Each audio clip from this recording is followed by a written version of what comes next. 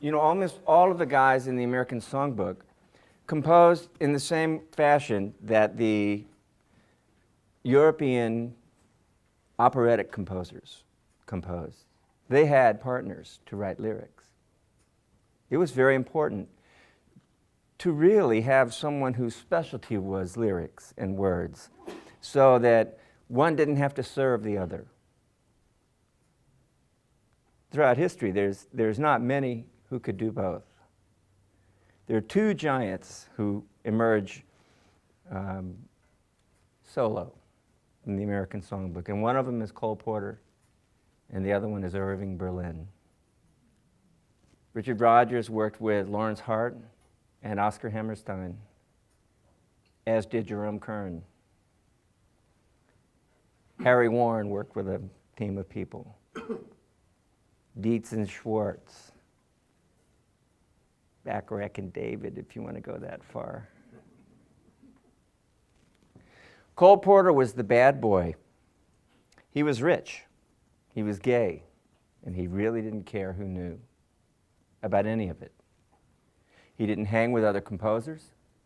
He spent his time in the French and Italian Riviera writing music and being a bad boy, spending his daddy's money. And he had nothing to lose by conforming to anything. The musical about him was, or the movie, was pretty close. But I invite you all, and I hope after today's program, with the internet, you don't have to go thumb through a 400-page book. You know, you can get it, the pre-digested version, from Wikipedia, and always check to see if it's annotated by anyone or someone who is reputable, though. Because many of those sites are not, but I would say most of them are. Many people rely on Wikipedia. But anyway, check Cole Porter out. He wrote all the fight songs for Yale, the football fight songs, right?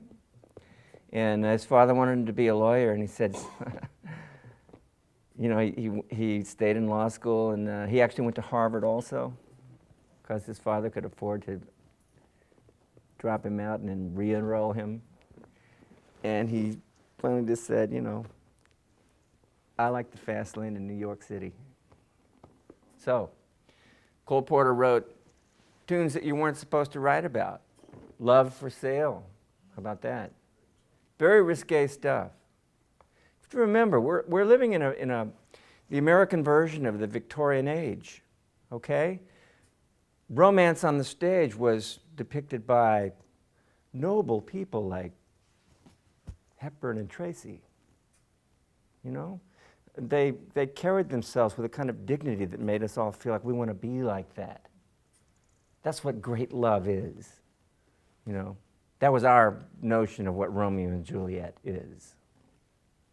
But things get modernized as we go on. But I must say, the American Songbook contains in it every kind of music there is. The risque, I mean, there's all of this stuff from Cole Porter. I mean, he was really good at it. But, you know, he had that slant. There are religious pieces from the American Songbook. Today is Easter Sunday. One of the most enduring standards of all time is the Easter Parade, written by guess who? Irving Berlin. And also White Christmas.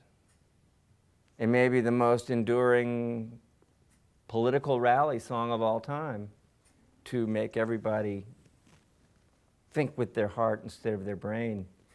God Bless America, Irving Berlin. He had no partner to write with him. So I'm going to play a couple of tunes by Cole Porter for you now.